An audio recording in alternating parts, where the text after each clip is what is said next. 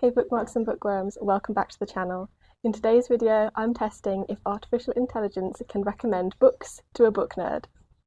So to do this, I went on to ChatGPT and I put into the question box my likes, dislikes, my favourite books, things that work for me writing-wise, character-wise, thematically, some genres that I like, but really I just gave it 10 to 20 examples of books that I really, really love, the writing style that I really, really love, and asked it to recommend me fresh new books based on that. I have a slight problem with choosing books, I feel, because I end up DNFing the vast majority of books I would say that I have been picking up this year. And one, I think that's because I try books quite broadly. I think I don't pigeonhole myself as a reader, and I choose widely as a result, and therefore there's a lot of things that then don't work for me. I also read around the major book prizes, which obviously are going to pick up books that I'm not going to be interested in as well as I have been very harsh this year with DNFing because I want my overall star rating on Goodreads this year to be above a 4.0 star average. So I have been DNFing very liberally, but I thought, what if AI gets so good at recommending me books that I never have to DNF?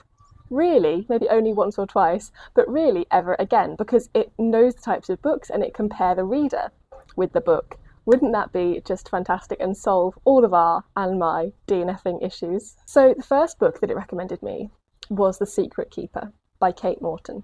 Now, as you can probably tell from the front cover of this book, this felt like it looks, in that it felt very sleepy, it wasn't very high stakes at all. I do like novels thematically that hinge on survival, maybe not literally, maybe not kind of a very, very plotty war novel where people are literally trying to survive, maybe not necessarily that, but things where the hero, our protagonist, if you like, of the story, has to grow and transform in order to, I guess, complete the journey that they're personally on. And that can be both metaphorical as well as metaphysical. So some sort of high stakes survivalist thing. And The Secret Keeper is very much not that. It is I would say it's a cozy historical mystery. It's very, very long. I feel like I was trying to skim through it because it was overly long. I feel like me skimming a book is a sign that it's overwritten almost. You could dial that back. So it's about 500 pages long. Essentially, a young girl has witnessed her mother potentially kill someone in their family garden. The man is a stranger. He's walked into the garden. He said hello to the mother, and something's happened where he has ended up dead. Presumably she's killed him because she was the only one there. And so it's about then flashing back between this girl as an adult questioning her mother because the relationship with her mother isn't great anyway, and then flashing back to a child to try and piece together this narrative and what happened to this man, and I guess try and rebuild the relationship with her mother. But her mother at this point, I believe, is in a care home suffering from the early signs of dementia. And so the whole thing is actually quite depressing. There doesn't seem to be much hope in this book, and everything, like her relationship with her mother, her career not necessarily going well, this obsession that she seems to have with I guess framing her mother almost, or framing her mother in order to then disqualify her from her little murdering investigation she has going on, and trying to find out what actually happened to this man. And presumably, I didn't get to the end of this book, I obviously DNF'd it, but presumably this man who walked in and said hello to her, knew who this mother was presumably some man from her past, maybe a husband or a brother or a father or whoever, who presumably she had run away from and started this new life, and she didn't want him around her children and her new family. So you can, maybe I'm right with that, maybe I'm wrong, but it did feel very predictable and boring and slow and sleepy. So this was definitely a no. AI definitely failed in recommending me this one for sure.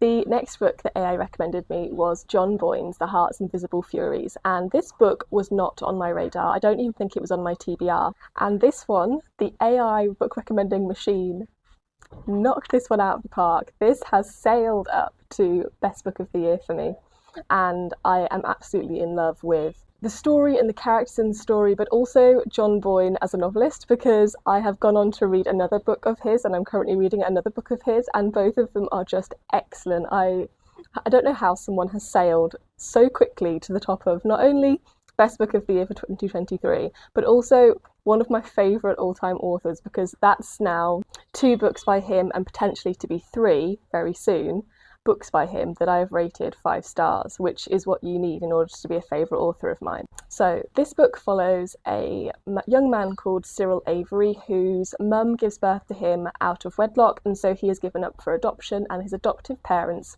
bring him up, always telling him that he is adopted and he's not a true Avery.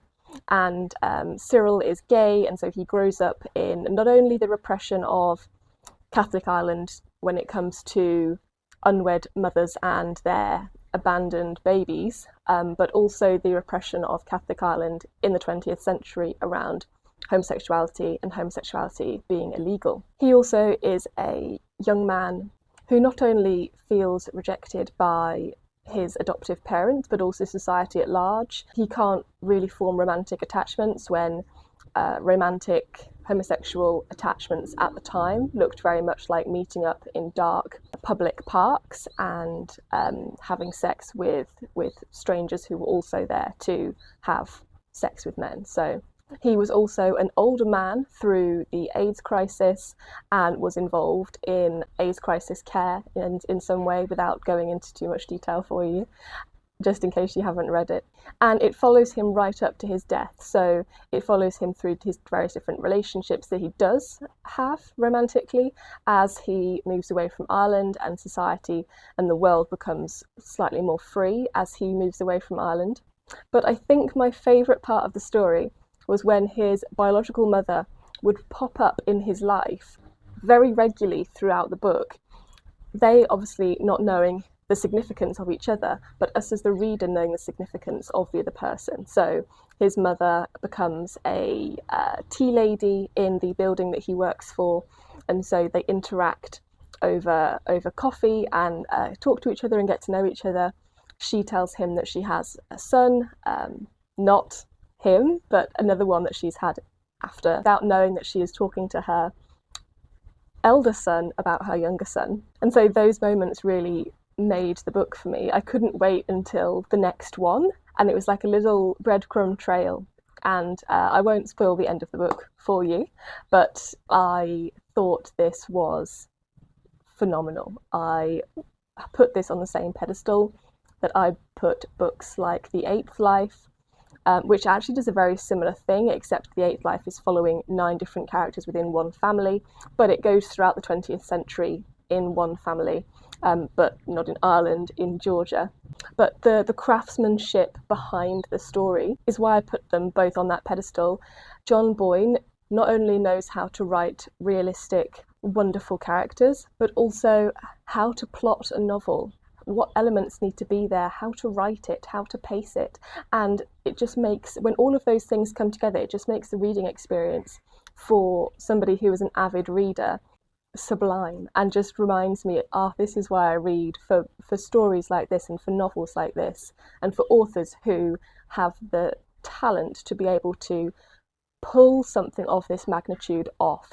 I know I've spoken about and raved about many authors this year on my channel, and John Boyne is a relatively new name into that mix, but he will be a mainstay. He'll be one that will be sticking around, and he'll be one that I will be referring back to time and time again as an author that I think is just phenomenal. So I am thrilled that this AI challenge has unearthed this author that I really wouldn't have discovered otherwise. He was not on my TBR, and I am delighted to see that he has a back catalogue of at least 10 books, so I have plenty to get through. I am so pleased that I created this video and this all came about in this way, and that I found John Boyne in this way, because it will be very memorable for me. So going on to the third and final book that AI recommended me. This is A Gentleman in Moscow by Amor Towles, and I have to be honest, I was slightly disappointed when AI spat this book out of the generator, because I have always looked at this book and then overlooked it, because the blurb doesn't sound overly great, overly exciting, like wow, I must read that sort of thing. And it's about this Russian aristocrat who has been sentenced by the Bolshevik regime to spend his remaining days in a very bougie hotel, so he can sort of live in the world that he claims to want to save and live in. And so whenever I've thought of that premise, I thought, right, okay, so you're going to just follow some rich man as he walks around a hotel that he cannot leave, and what's he going to do? And he basically writes letters, poetry, eats food, and it's just a bit mundane. And I feel like my expectations were fairly low going in because of what seemingly felt like quite a plain blurb. And what I got was also pretty plain, pretty bland. It was just literally him talking to the staff of the hotel and eating, and I ended up DNFing it because it just was not fun, it was not exciting in any way really for me. And whilst I don't need a massively strong plot, 450 pages of somebody literally just in a hotel just is not going to particularly dazzle me.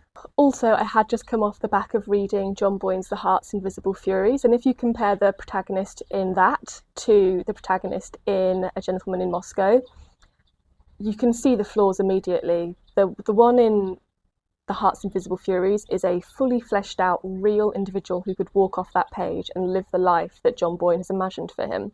Amor Towell's character is more of a 2D image. It is a vehicle for the larger discussion that Amor Towell wants to talk about, which is the aristocracy in Russia versus Bolshevism at the time.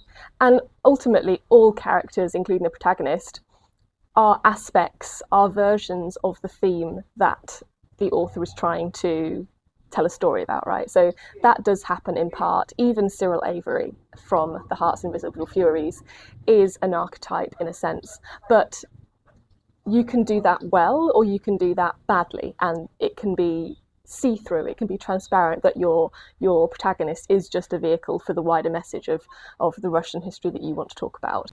They won't stand alone outside of that narrative and that historical context that you put them in. Whereas with Cyril Avery in The Heart's Invisible Furies, yes, he was a perfect mirror for the time period, and he captured the essence in his personality of the stifling and the frustration and the fear and the shame and the guilt, and but wanting to push forward and wanting to be something better and for things to be different. But ultimately, you could separate Cyril Avery from his plot, and Cyril Avery would still stand as a character, and you could put him in, I don't know, the Burmese War or some other obscure kind of setting, or I don't know, South America during the guerrilla warfare, and you know he could survive because that character has already been fleshed out in a robust way. Whereas I don't think you could say the same for Amor Towell's protagonist in that. The protagonist is purely there to serve a function, and that is see-through. That you can see through that, or at least I can see through that as the reader, and it takes the fun out of the book and takes the appeal out of the book for me. So that third one by AI, that third recommendation, was a fail. I did DNF that one as well, but even though this challenge has been 2 DNFs to one absolutely amazing book, that for me as a reader is more than worth it. If I have to get through 2 bad books to get to a book like The Heart's Invisible Furies, this challenge has been a success and potentially even a win for AI. It's not a win numbers wise, I mean it's a 2-1 loss for AI, but that one book was so incredible that I feel like I want to give AI more props in this video than potentially some people may like, because I would highly recommend this, guys. If you would like to get book recommendations and you want to try this out for yourself, if you know what ChatGPT is and have used it and know how to use it, then I thoroughly recommend you giving this a shot, because who knows, maybe you will find your version of The Heart's Invisible Furies. I will probably do this again where I